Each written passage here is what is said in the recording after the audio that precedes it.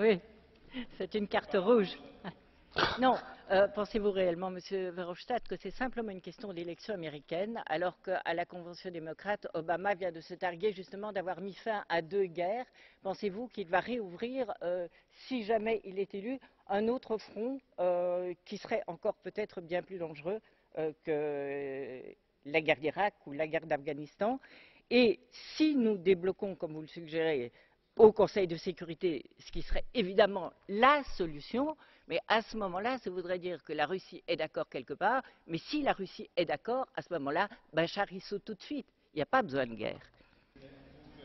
Si les Américains ou les Européens n'ont pas le courage d'intervenir, ceci va continuer, on le sait.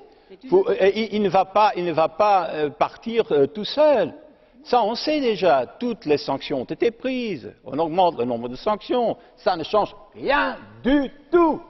La seule chose qui va changer quelque chose, c'est que les Américains, avec les Européens, comme on a fait dans le passé, décident d'instaurer un non-fly zone dans ces pays en Syrie.